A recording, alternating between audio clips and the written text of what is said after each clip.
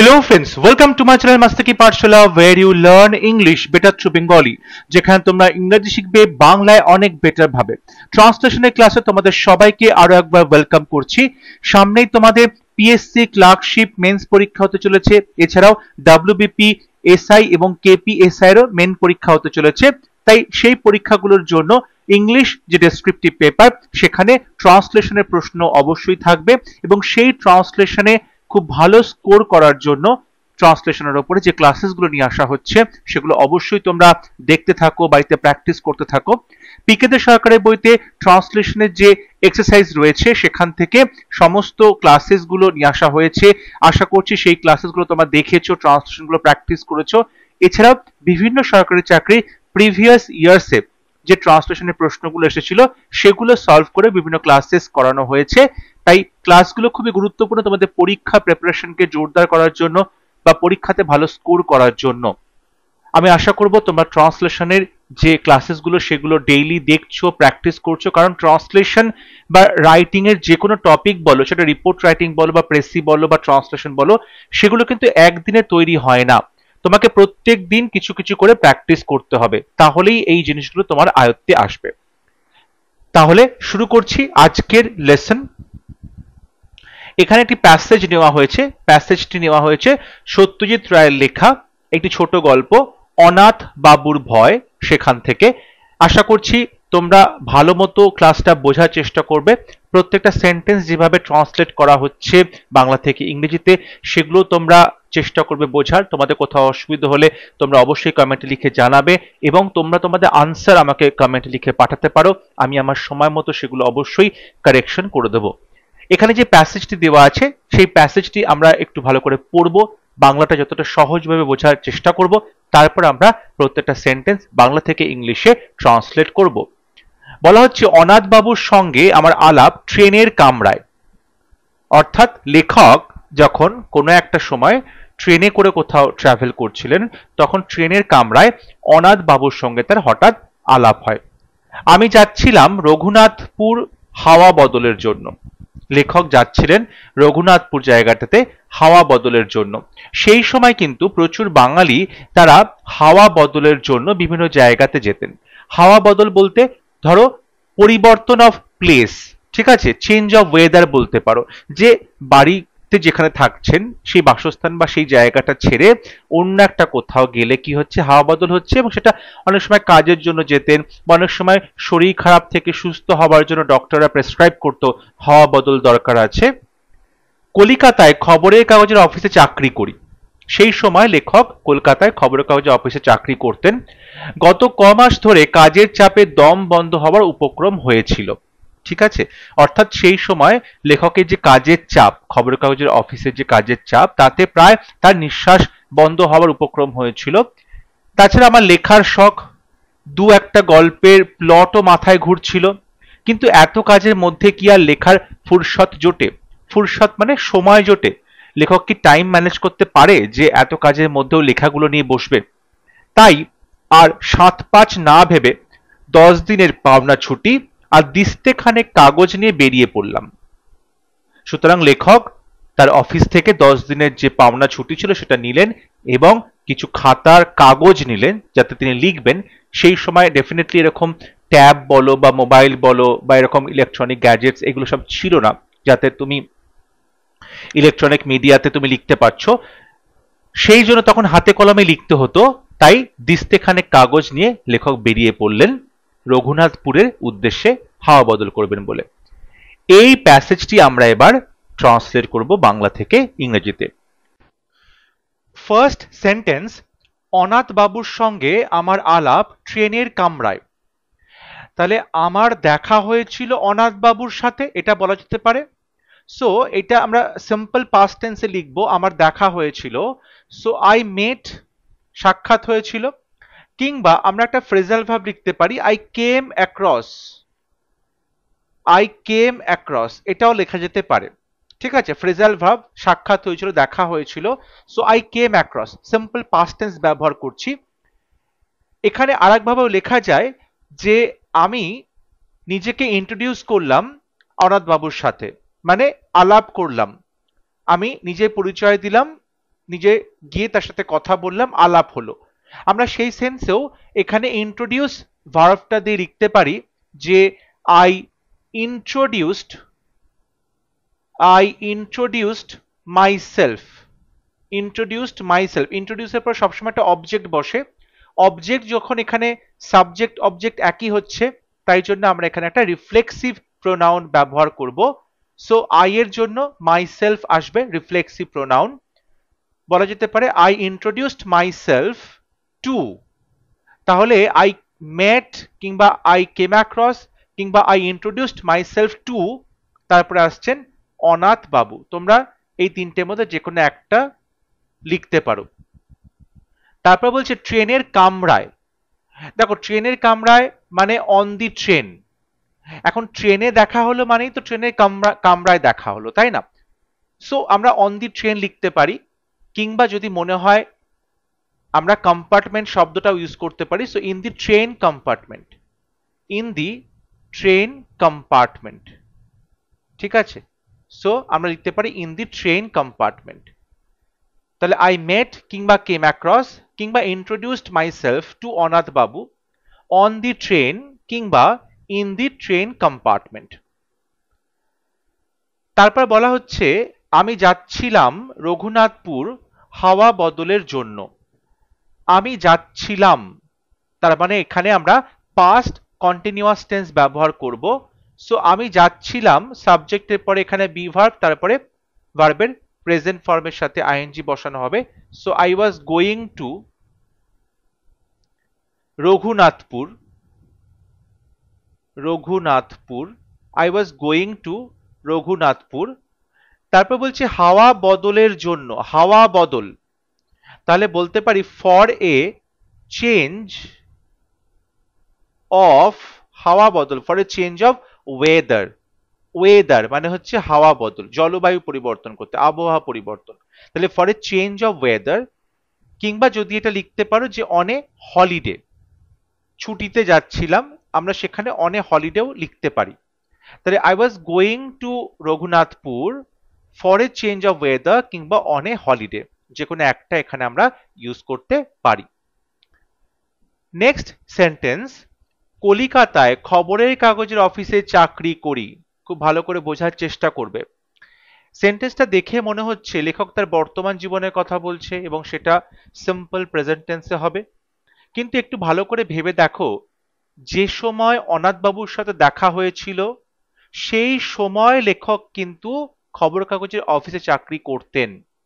যখন গল্পটা লিখছেন অনেকদিন পরে গিয়ে, তখন তিনি খবর কাগজের অফিসে চাকরি নাও করতে পারেন, হয়তো তিনি রিটায়ার করেছেন, রিটায়ার করার পরে তার গল্পগুলো লিখছেন। সুতরাং এই যে কথাটা কলিকাতায় খবরের কাগজে অফিসে চাকরি করি, এটা আমরা সিম্পল পাস্ট টেন্সে লিখব। তাহলে আমি চাকরি করতাম, তাহলে I worked, simple past tense, I worked. কোথায় করতাম? খবরের কাগজের অফিসে।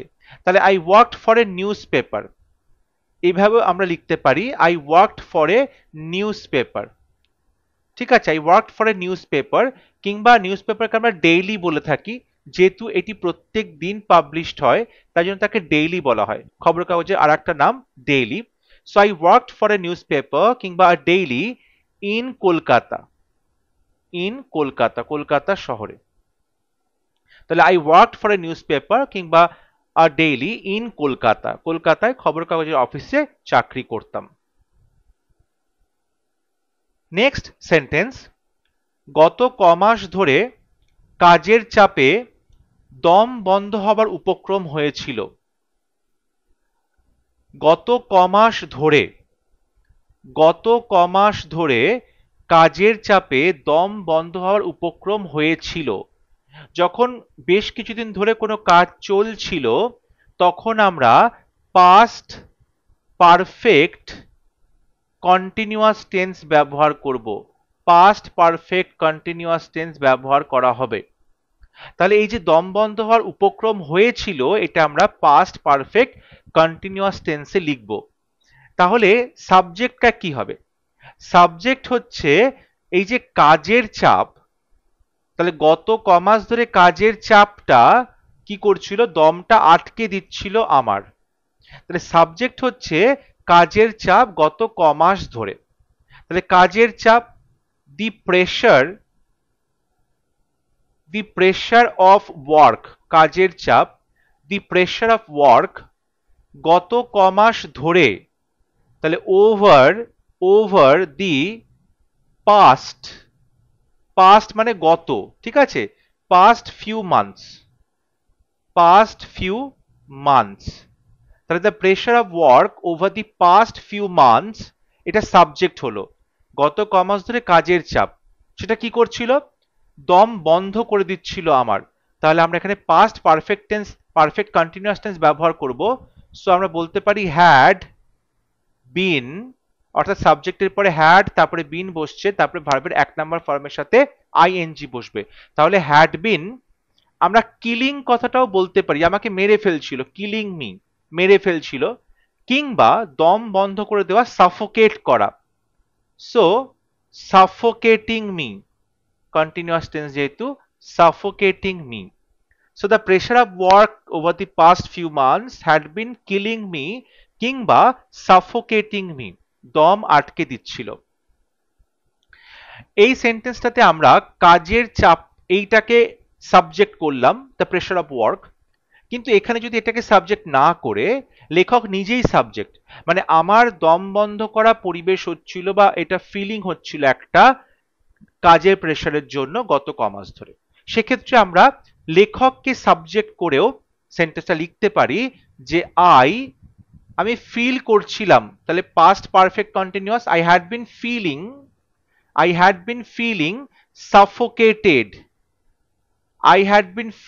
সাফোকেটেড, আমার দম বন্ধ হওয়া পরিবেশ সৃষ্টি হচ্ছিল। I had been feeling suffocated, আমার দম আটকে আসছিল, কিসের জন্য, কাজের প্রেশারের জন্য, ডিউ টু ওয়ার্ক প্রেশার, কাজের প্রেশারের জন্য গত ক মাস ধরে, over the past few months, তাহলে I had been feeling suffocated due to work pressure over the past few months.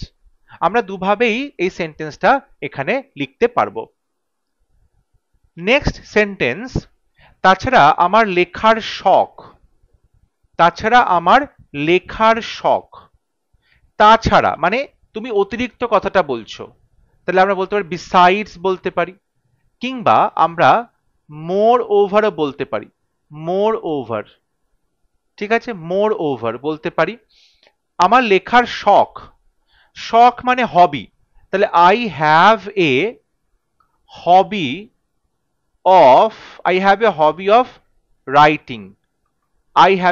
Of writing, এটা বলতে পারো। কিংবা সিম্পলি বলা যায় রাইটিং ইজ মাই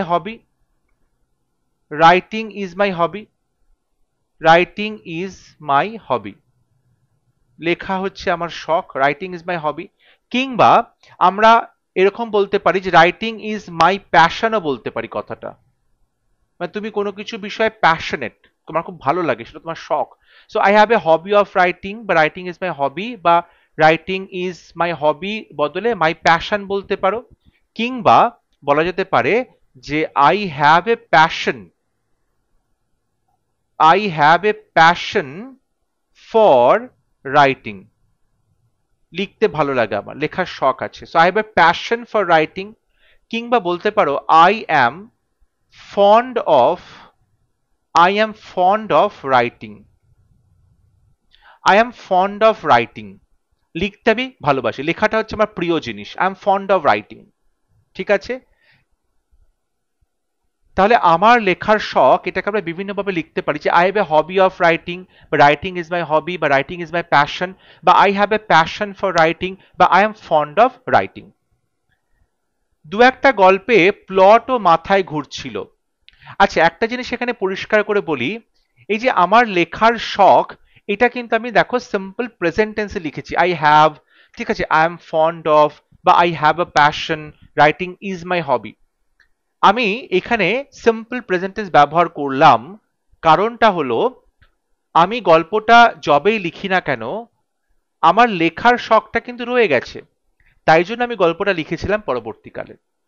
লেখকের যে লেখার শখ সেটা কিন্তু মানে একটা স্বভাব, এটা তার একটা স্বভাব, তার একটা অভ্যাস, সেই জন্য এখানে আমরা সিম্পল প্রেজেন্ট টেন্স ব্যবহার করলাম।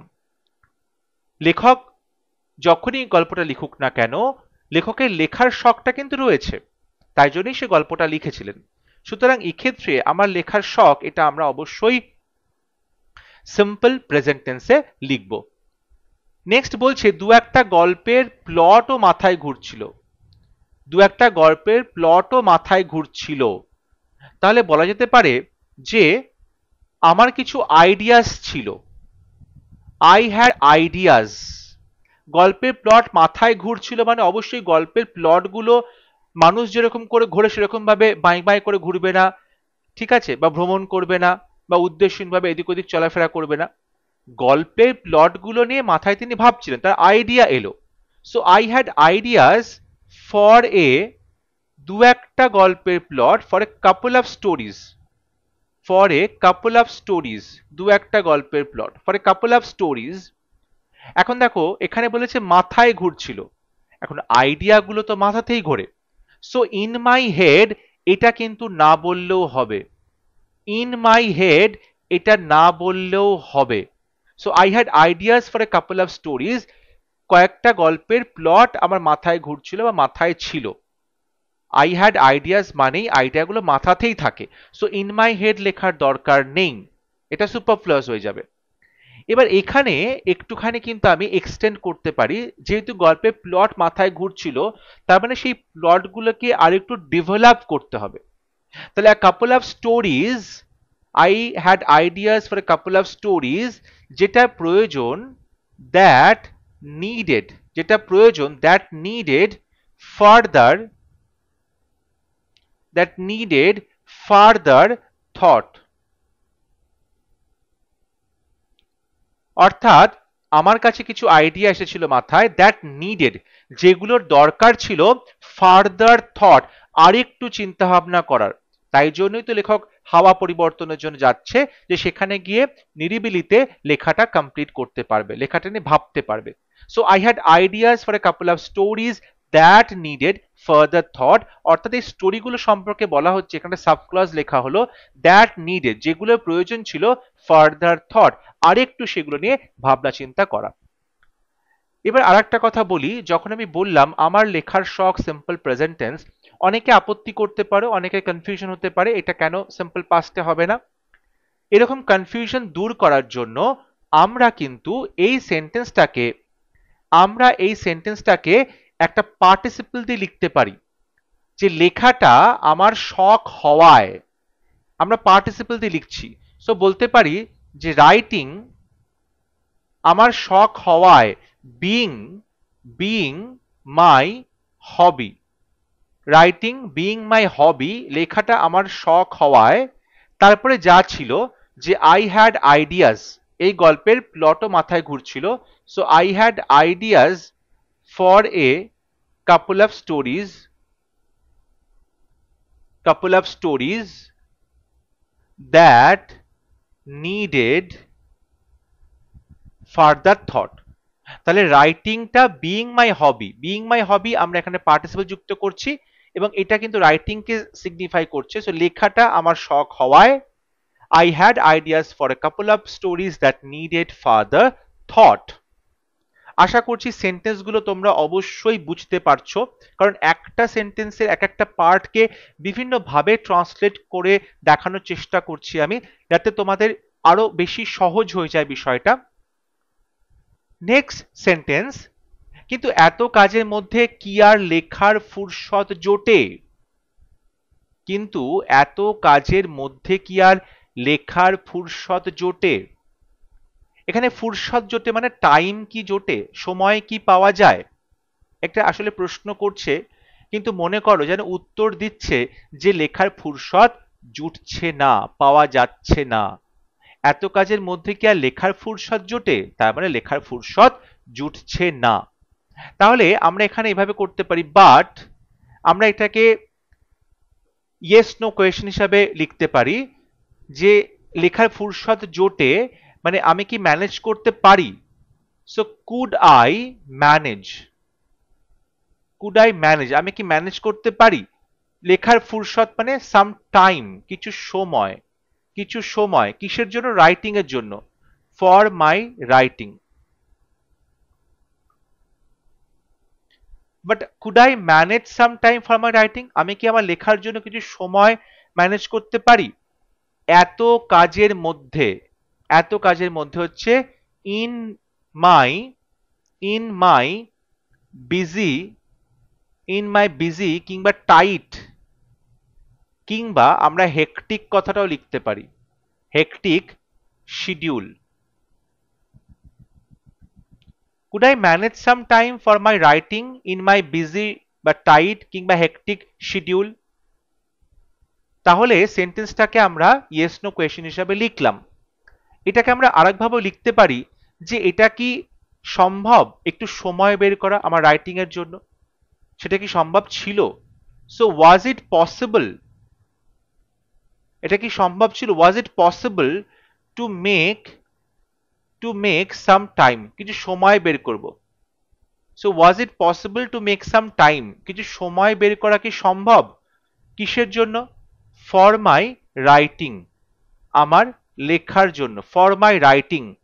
তারপরে যা ছিল ইন দিস বিজি বা টাইট কিংবা হেকটিক শিডিউল। তাহলে was it possible to make some time for my writing, আমার লেখার জন্য কি কিছু সময় বের করা সম্ভব ছিল। কিংবা এখানে আমরা ট্যাগ কোয়েশ্চেনও ইউজ করতে পারি যে এত কাজের মধ্যে আমার লেখার ফুরসত ছিল না, তাই তো। আমরা কিন্তু এখানে আরো অ্যাসিওর করার জন্য ট্যাগ কোয়েশ্চেন লিখতে পারি। আসলে বলতে চাইছে ম্যানেজ করতে পারিনি।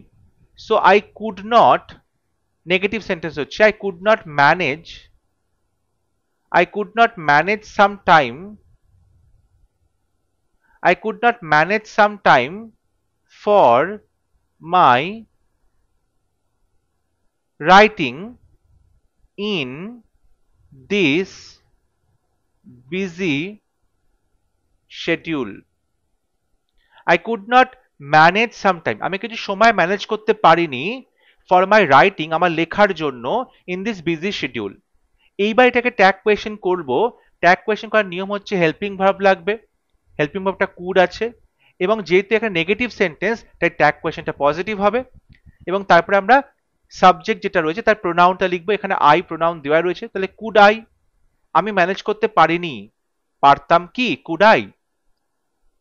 আবার আমরা এটাকে ওয়াজ দিয়েও যদি নট করে দিই তাহলে কি হচ্ছে, সেটা কিন্তু একটা আমাদের প্রশ্নে পরিণত হচ্ছে যে এটা কি অসম্ভব ছিল না, এটা কি অসম্ভব ছিল না একটু সময় বের করা। সো বলতে পারি was it not impossible, was it not impossible, অসম্ভব কি ছিল না, to make some time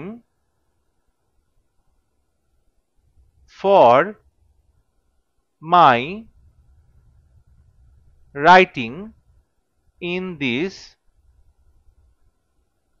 tight schedule বা hectic schedule। ঠিক আছে।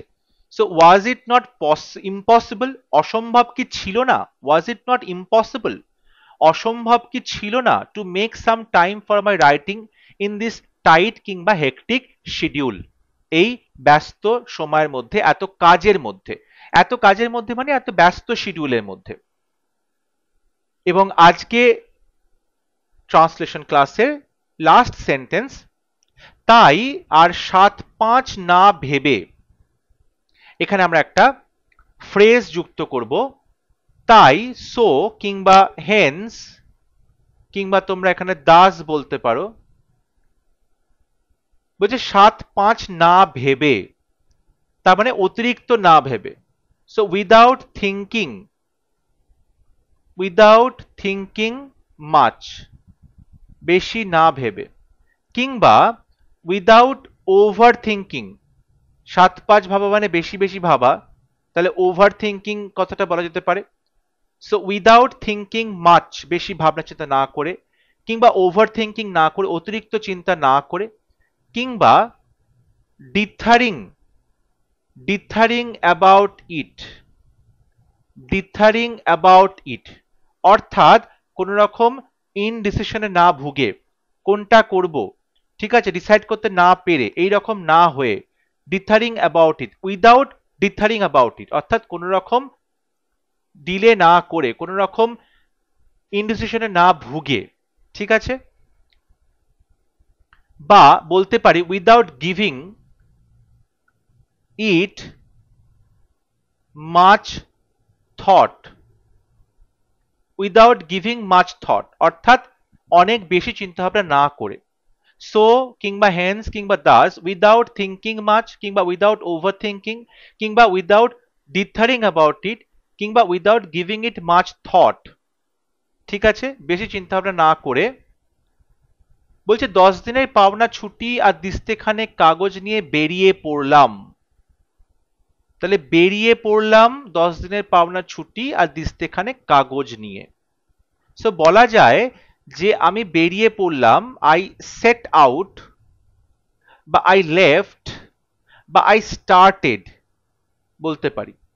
তাহলে আই সেট আউট কিংবা আই লেফট কিংবা আই স্টার্টেড উইথ, বলছে 10 দিনের পাওনা ছুটি। পাওনা ছুটি মানে যে ছুটিটা আমি আগে থেকে অ্যাপ্রুভ করিয়ে নিয়েছি বা স্যাংশন করিয়ে নিয়েছি, ঠিক আছে, বা আমার ডিউ যে ছুটিটা ছিল সেটাও বলতে পারো। সো উইথ প্রি অ্যাপ্রুভড, দেখো প্রি অ্যাপ্রুভড মানে আগে থেকে অ্যাপ্রুভ করা ছিল, মঞ্জুর করা ছিল, pre approved leaves of absence, তুমি যে অনুপস্থিত থাকবে তার জন্য আগে থেকে স্যাংশন করা ছিল কদিনের জন্য, 10 দিনের জন্য, ফর 10 days, ফর 10 days 10 দিনের জন্য, এটা বলতে পারো। তাহলে আই সেট আউট কিংবা লেফট কিংবা started with pre approved leaves of absence for 10 days, okay, কিংবা এটা আমরা বলতে পারি with my due leaves, due leaves, এখানে আমরা ডিউ লিভস বলতে যে ছুটিটা পাওনা ছুটি, my due leaves for 10 days, এটাও বলতে পারো, ওকে। আর কি করলাম, অ্যান্ড বলছে দিস্তে খানেক কাগজ, অ্যান্ড দিস্তে খানেক কাগজ about a bundle, about a bundle কিংবা কুয়ার বলা যায়, QUIRE, কুয়ার মানে হচ্ছে এখানে দিস্তা কাগজ। তাহলে অ্যাবাউট এ বান্ডল কিংবা কুয়ার, যেহেতু দিস্তা খানেক বলছে, মোটামুটি দিস্তে খানেক কাগজ, সো অ্যাবাউট আ বান্ডল কিংবা কুয়ার অফ, দিস্তে খানেক কাগজ বলতে রাইটিং পেপার, অর্থাৎ রাইটিং পেপারের কথা বলা হচ্ছে, সো রাইটিং পেপার। তাহলে বলতে পারো যে আই সেট আউট কিংবা লেফট কিংবা started with pre approved leaves of absence for 10 days কিংবা my due leaves for 10 days and about a bundle কিংবা কুইয়ার অফ রাইটিং পেপার, সঙ্গে ছিল দিস্তেখানেক কাগজ। তাহলে 10 দিনের পাওনা ছুটি আর কাগজ নিয়ে আমি বেরিয়ে পড়েছিলাম। এইটাকে আমরা একটু অন্যভাবেও লিখতে পারি। কিরকম ভাবে লিখতে পারি, প্রথমটা যেমন লেখা হলো যে উইদাউট ওভার থিঙ্কিং কিংবা উইদাউট গিভিং থিঙ্কিং মাচ কিংবা উইদাউট ডিথারিং অ্যাবাউট ইট বা গিভিং ইট মাচ থট, এইটুকু লেখার পর আমরা অন্যভাবেও লিখতে পারি, সেটা হচ্ছে আমি অ্যাপ্লাই করলাম ছুটির জন্য, আই অ্যাপ্লাইড ফর কিংবা ম্যানেজড, 10 দিনের ছুটি ম্যানেজ করলাম, সো আই অ্যাপ্লাইড ফর কিংবা আই ম্যানেজড 10 দিনের ছুটি, 10 days লিভ, 10 দিনের ছুটি, অ্যান্ড